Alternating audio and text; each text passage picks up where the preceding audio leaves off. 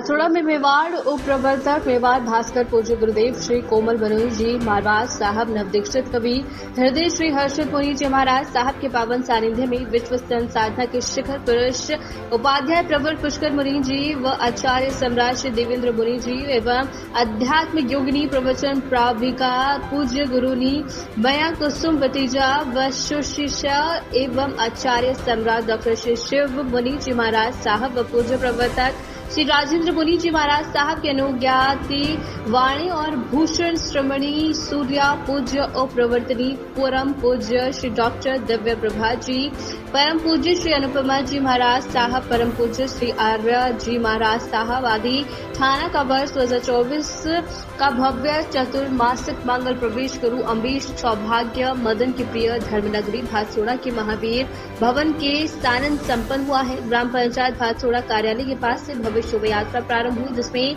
पचरंगी जयंत ध्वज लहरा रहे थे और लाल चुनरी में सजी धजी महिलाएं सिर पर कलश लिए शोभा यात्रा की शोभा बढ़ा रही थी। युवाओं के जोशीले गगनचुंबी नारों से धर्ममय वातावरण गुंजमान था। जगह जगह पर तोरण द्वार मानो अतिथियों का स्वागत कर रहे थे।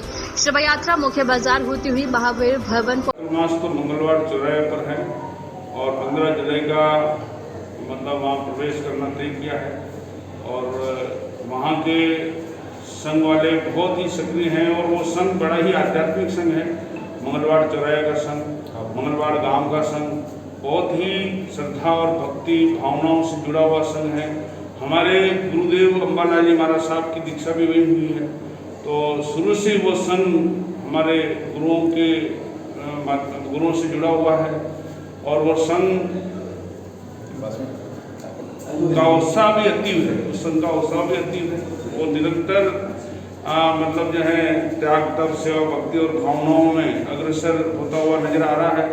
तो ये आपके प्रश्न का उत्तर हो गया कि चतुर्मास मंगलवार चौराहे पे है जी सर। प्रवेश पर मैं हार्दिक मंगल कामना करता हूँ, शुभ कामना करता हूँ कि आध्यात्मिकता का पुट मजबूत बने और लोग प्रामाणिकता को नैतिकता को जीवन में अपना आधार बनाएं और दिन प्रतिदिन अपने आत्म सद्गुणों को प्रकट करने का अभ्यास करें। ये इस चातुर्मास के विषय पर प्रवेश पर मेरा संदेश है कि अपने आप को जगाने का, अपने आप को जानने का कि मैं एक मनुष्य हूँ और मनुष्य जैसी प्रवृत्ति मुझ में है या नहीं है तो उसको प्रकट करने की भरपूर कोशिश करें। ये मेरा इस मंगलमय प्रवेश पर एक मंगल संदेश सबके लिए है कि अपने आप को जगह साहब। ये हमारे जैन धर्म की पुरानी परंपरा है चातुर्मास करना। अहिंसा को लेकर के ये चातुर्मास किया जाता है। मूलभूत उद्देश्य अहिंसा का पालन करना होता है।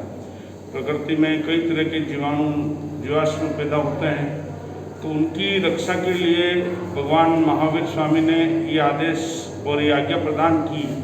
उस निमित्त से चातुर्मास किए जाते हैं।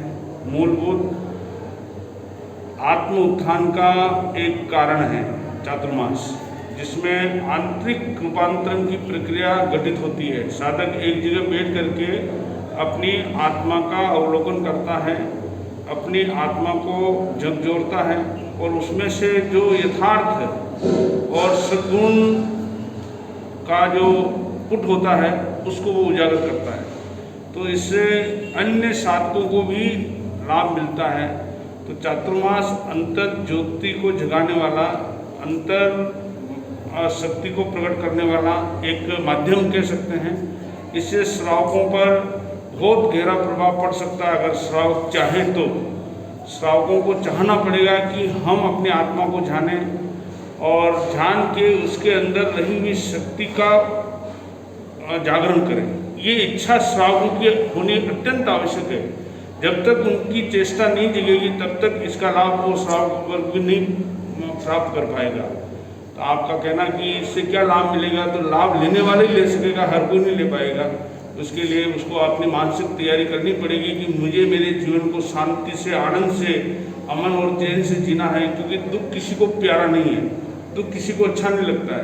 तो दुख से विमुक्त होने का वितरागता ही एक मार्ग है और वितरागता को समझना पड़ेगा और उसको धारण भी करना पड़ेगा और उसकी परिपालना भी करनी पड़ेगी, तभी जाकर के उसका असर जीवन में हो पाएगा। असर होगा तो अनंत आनंद की अनुभूति होगी, इसमें कोई संदेह नहीं है।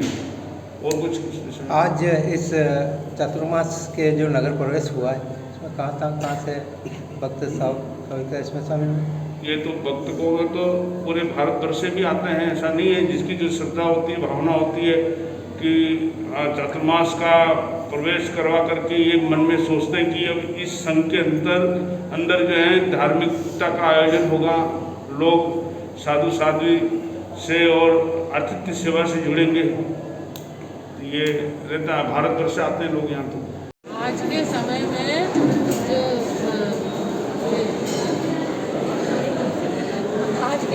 जो लोग चल रहे हैं भौतिक चकाचौंध के अंदर, तो उसमें ये है कि साधु संत तो चातुर्मास भगवान महावीर स्वामी ने फरमाया कि वर्षावास के अंदर जीव जंतुओं की उत्पत्ति बहुत ज़्यादा हो जाती है, इसलिए जीव हिंसा की दृष्टि से, जीव दया की दृष्टि से एक जगह चातुर्मास होता है।